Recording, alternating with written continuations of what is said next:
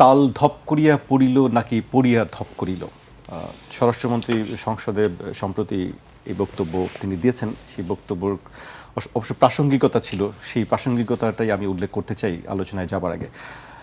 স্বরাষ্ট্রমন্ত্রী সংসদে বলেছেন, পুনর্লিখিত সংবিধান, নতুন সংবিধান, গণপরিষদ এগুলো একই কথা। সংবিধানে যা কিছু গ্রহণ করতে চাই তা সংবিধানে আনি।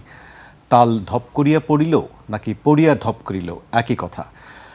আরেকটি কথা আছে, আমি সেটি উল্লেখ করতে চাই। জুলাই অভ্যুত্থানের চেতনাকে সংবিধানে ধারণ করা হবে বলে উল্লেখ করে সালাউদ্দিন আহমেদ 5 এপ্রিল সংসদে বলেছেন, কিন্তু 1971 সালের স্বাধীনতার সঙ্গে অন্য কিছুর তুলনা চলে না। 71 এবং 1972 সালের সংবিধান কেন অনেকের ভালো লাগে না তা তারা বোঝেন।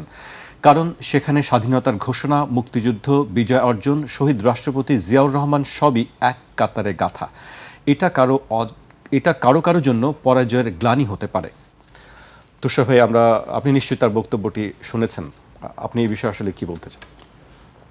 তিনি তো শুরু থেকেই কিছু বিষয়ে পরিষ্কার ছিলেন। এমনকি ইলেকশনের আগেও কিন্তু তিনি বলেছিলেন যে জুলাই আদেশের মাধ্যমে জুলাই সনদের বিষয়টি নিয়ে বিএনপির সাথে প্রতারণা করা হয়েছে। কেননা তারা যেভাবে সনদ স্বাক্ষর করেছিলেন সেইখানে তাদের নোট অফ ডিসেন্ট ছিল। কথা ছিল যে নোট অফ ডিসেন্টগুলি থাকবে এবং তার বাদে বাকিটা গণভোটে যাবে। যেখানে নোট অফ ডিসেন্ট আছে সেখানে আসলে ঐকমত্য হয় নাই, এবং ঐকমত্য হয় নাই সেখানে জনগণের ভোট দেওয়ার কিছু নাই। কিন্তু ডক্টর ইউনূস সেটা না করে তিনি রাষ্ট্রপতির মাধ্যমে একটি অধ্যাদেশ জারি করিয়েছিলেন, যেটা সাংবিধানিকভাবে বৈধতা নাই, যেটা এবং এই বৈধতা ছাড়াই গায়ের জোরে তিনি এটা করেছিলেন। এবং করবার পরে সংসদে এসে বিএনপি আগে যেটা বলেছিল সেটাই করেছে। কারণ এই সংবিধান সংস্কার পরিষদ নামক কোনো একটি বস্তু, যে বস্তুটা আসলে সাংবিধানিকভাবে সিদ্ধ না, আইনগতভাবে সিদ্ধ না, সেটার তো শপথ নেওয়ার কোনো উপায় নেই। ফলে তারা শপথ নেন না এবং সেটার থেকে জটিলতার উৎপত্তি হয়েছে। বিরোধী দল বলতে শুরু করেছে যে না, সংবিধান সংস্কার পরিষদ করতে হবে। এখন সংবিধান সংস্কার মানে কি? যে কোনো সংশোধনী আনা মানেই সংবিধানের সংস্কার করা। সংস্কার আর পরিবর্তন দুইটার মধ্যে তফাৎ রয়েছে। পরিবর্তন মানে হচ্ছে রিপ্লেস করা, আর সংযোজন, সংস্কার, পরিবর্ধন এগুলি হচ্ছে কমানো, বাড়ানো। পুরো সংবিধান তো কেউ বাতিল করছে না, তাহলে সংবিধানকে রেখেই সংস্কার করছে। যেমন পুরনো বাড়ি সংস্কার হয়, দরজা বদলায়, জানালা বদলায়, নতুন করে প্লাস্টার করে, সেরকম। তো যে সংশোধনীগুলি আনলে পরে সংবিধানে এই সংস্কারের বিষয়গুলিকে সন্নিবেশিত করা যাবে, সেই সংশোধনীগুলি আনলেই হয়ে যাবে। এটার জন্য আলাদা করে সংবিধান সংস্কার পরিষদ করতে হবে কেন? এটা হচ্ছে একটা প্রশ্ন। আর দ্বিতীয়ত, উনি সুন্দর একটা উদাহরণ দিয়েছেন যে তাল ধপ করিয়া পড়ুক আর পড়িয়া ধপ করুক, ধপই করে এবং পড়ে।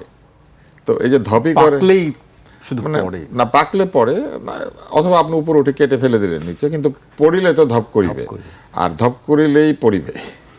তো বিষয়টা হয়ে গিয়েছে এইরকম যে বিরোধী দলের একটা অংশ বলার চেষ্টা করছেন, বিশেষ করে এনসিপি, যে না, আমাদের ইচ্ছা মতো আমরা যেভাবে চেয়েছি সব সেভাবে হবে। এবং আপনার নিশ্চয়ই মনে আছে যে ইলেকশনের আগে এনসিপির আহ্বায়ক কিংবা সভাপতি যাই বলেন, তিনি বলেছিলেন যে সংবিধান 2026 লিখতে হবে।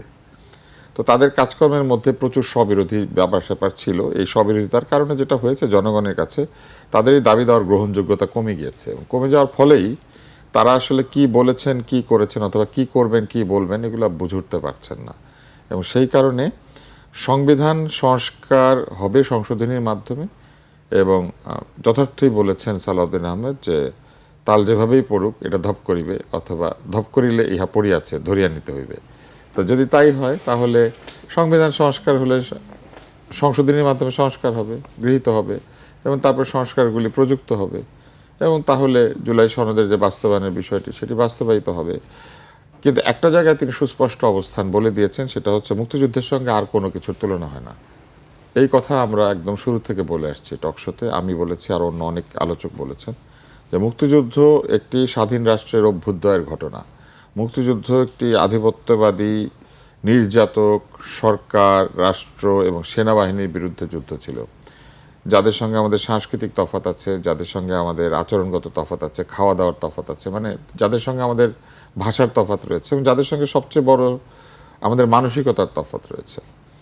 তো তো সেই নির্যাতক জাতিগোষ্ঠীর বিরুদ্ধে আমাদের যে লড়াই, সেই সেনাবাহিনীর বিরুদ্ধে আমাদের যে লড়াই, পাকিস্তানি সেনাবাহিনী, সেইটার সাথে একটা দেশের মধ্যে স্বৈরাচার এসেছে, সেই স্বৈরাচার তাড়ানো কোনোভাবে এক হতে পারে না। এরকম স্বৈরাচার ভবিষ্যতে আসলে আবার এইভাবেই তাড়ানো হবে, কিন্তু বাংলাদেশ দুইবার স্বাধীন হবে না, বাংলাদেশে দুইটা মুক্তিযুদ্ধ হবে না, বাংলাদেশ আবার কোনো পাকিস্তানি বা অন্য কোনো আধিপত্যবাদী শক্তির সেনাবাহিনীর বিরুদ্ধে যদি তারা আগ্রাসী না হয়, তাহলে লড়াইও করবে না। তো গণভোটের নিয়ে আপনার বক্তব্য কি? গণভোট কথা তো বলা হচ্ছে যে আপনি দেখেন 70% এই প্রসেসটা নিয়ে শাহদিন মালিক পরিষ্কার বলেছিলেন, 70% মানুষ ভুল করতে পারে না, বা 70% মানুষ ভোট দিলেই সেটা যে একেবারে সব ঠিক হয়ে যাবে ব্যাপারটা তা নয়। ব্যাপারটা কি হচ্ছে, 70% মানুষ কোথায় ভোট দিয়েছেন। গণভোটের এই পুরো প্রক্রিয়াটা ডক্টর মোহাম্মদ ইউনূস তাড়াহুড়া করতে গিয়ে একটা অবৈধতার মধ্যে নিয়ে গিয়েছেন। সংবিধানে সংযুক্ত করা হবে বা সংবিধান থেকে বাদ দেওয়া হবে এরকম কোনো সিদ্ধান্ত রাষ্ট্রপতি তার আদেশের মাধ্যমে দিতে পারেন না।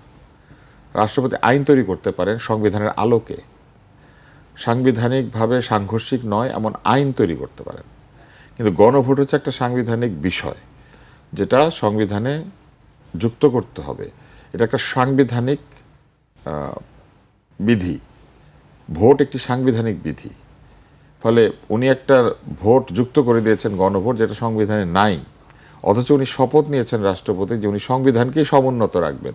তাহলে এই বিষয়টি এই আসলে কারণটা তো হলো ঘটেছে কিভাবে? ডক্টর মোহাম্মদ ইউনূস। ডক্টর মোহাম্মদ ইউনূস তো রাষ্ট্রবিজ্ঞান বুঝেন না, এটা যে উনি বুঝেন না এটা তো পরিষ্কার ওনার কাজকর্মের মধ্যে। উনি বুঝেন না বলেই তো উনি আলী রিয়াজকে নিয়ে এসেছিলেন।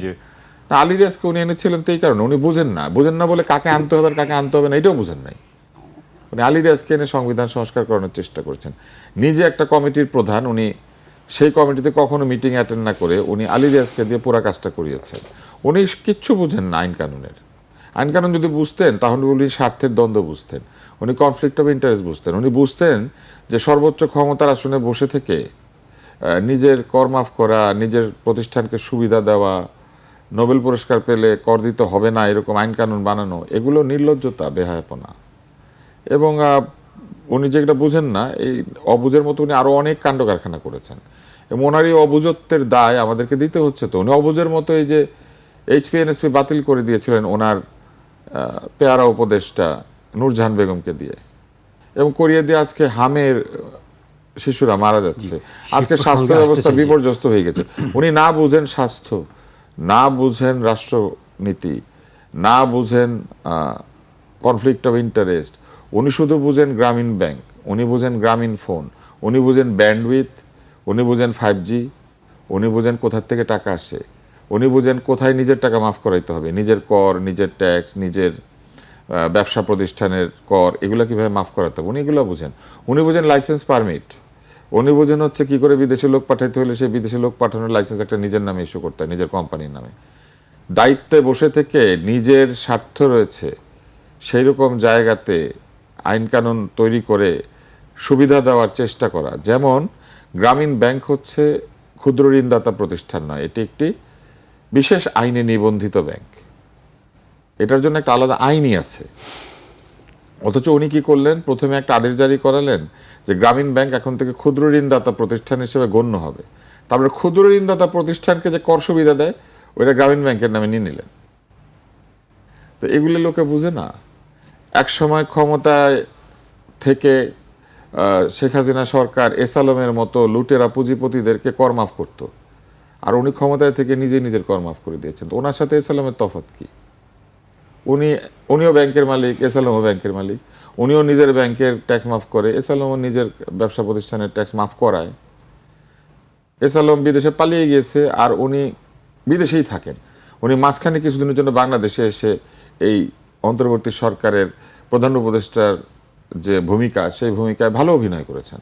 অভিনয় বলছেন আপনি? অবশ্যই অভিনয় করেছেন, কারণ ওনার লয়্যালটি তো বাংলাদেশের প্রতি না। যদি থাকতো তাহলে উনি এই গোলামির চুক্তি স্বাক্ষর করতেন না, যে গোলামির চুক্তির কারণে এখন একটি নির্বাচিত সরকারকে কোথা থেকে তেল কিনবে এটা জিজ্ঞেস করতে হয়, যারা যুদ্ধ লাগিয়ে তেলের দাম বাড়িয়ে দিয়েছে তাদের তুষার ভাই, কাছে। এই চুক্তি নিয়ে তো আসলে কেউ আর কথা এখন বলছে না, আপনারা না যারা বলেছেন, আছেন তারা না কথা বলছেন, অনেকেই বলছেন যে এই চুক্তি প্রকাশিত হয়ে গেছে, এটা অপ্রকাশিত চুক্তি নাই। অথচ আমরা পরিষ্কার দেখেছি অন্তর্বর্তী সরকার বলেছিল নন ডিসক্লোজার এগ্রিমেন্টের কারণে আমরা কিন্তু আমি চুক্তির শর্ত প্রকাশ করতে পারবো না। আমেরিকা থেকে যেদিন প্রকাশ করেছে সেদিন আপনিই ছিলেন স্টুডিওতে, আমার মনে আছে, সেদিন ওই ক্লজগুলো নিয়ে আপনি আলোচনা করেছিলেন, আমরা আলোচনা করেছিলাম।